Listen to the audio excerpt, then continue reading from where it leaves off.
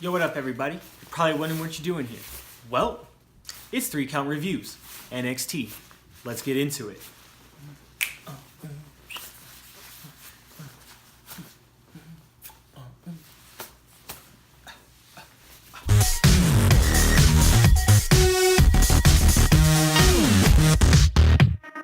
Yo, what up, everybody? Probably wondering what you're doing here. Well, it's 3 Count Reviews, NXT edition. Let's get into it. Yeah. Alright, now in today's video, I just want to talk a little bit about NXT. So a couple of things I've noticed over the last couple of weeks since the Royal Rumble, some changes within Raw and SmackDown, and how that correlates back to NXT. Now, for me, out of all of the brands, NXT probably has to be my most favorite. The action is just really, really great. The matches are pure quality. Those superstars down there really give it their all. I feel like they have more free reign when they perform, more free reign to do the things that they normally do. It has that WWE structure, that type of wrestling that WWE likes to see from you. But I feel like at NXT, they're able to put in more of who they were before they came to the WWE while still being within that type of wrestling format. I love Roderick Strong. I love Undisputed Era. I think everything that they are doing is just perfect. I love Sanity. I love the Authors of Pain, Velveteen Dream, Aleister Black. Ember Moon is my favorite right now out of all the women. In the entire company. I just absolutely am thrilled with what they're doing with the show. Recently I had said online that, I just really I've really been upset with how Raw and SmackDown had just been going for a while. I just felt like nobody was really carrying in the back. Like the writing staff, the booking staff, whoever it was, I just felt like there was no care for the matches they were putting out and the storylines that were being written. I just felt like it just wasn't being thought through at all. And ever since the Royal Rumble, it just seems like there's been this big change of pace within Raw. We have new graphics, we have new promos. Same thing in SmackDown. 205 Live has a new direction, a new GM. Drake Maverick. The whole thing with Enzo Amore maybe was kind of a blessing. I mean, sorry, to the victim, or supposed victim in that alleged case, like nothing against you. But as far as WWE is concerned, maybe it was a blessing for Enzo not to be there anymore, for the company to let him go, because now we have a revamp within 205 Live, and how that correlates back to NXT. I feel like NXT has really been the standard bearer for why these shows need to pick it up.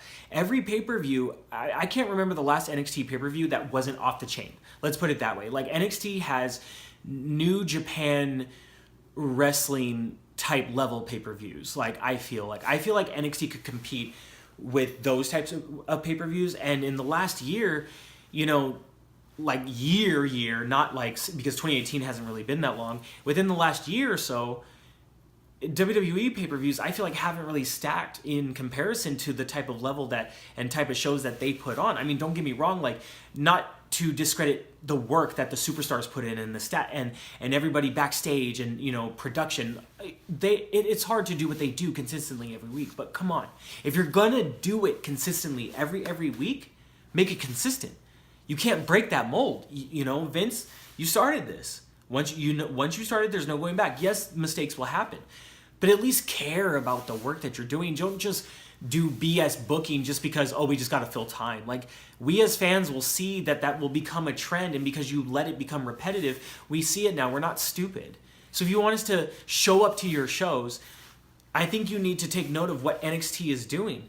You don't need to have a smaller venue. That's not what I'm saying. It's just stop restricting your superstars from putting on matches.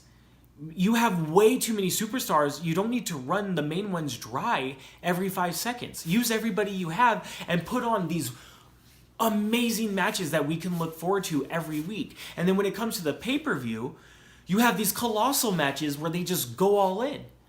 But it seems like you just want to do these, as WrestleTalk likes to say. In my last video, I shouted them out. Shout out again. But as they like to say, Control-C, Control-V. Ha ha, it's funny, but at the same time, it's true. You're just taking the same stuff and just regurgitating it, and we notice it instantly. It's what you do. But now, ever since the Royal Rumble, everything is picking up. So what does this have to do with NXT?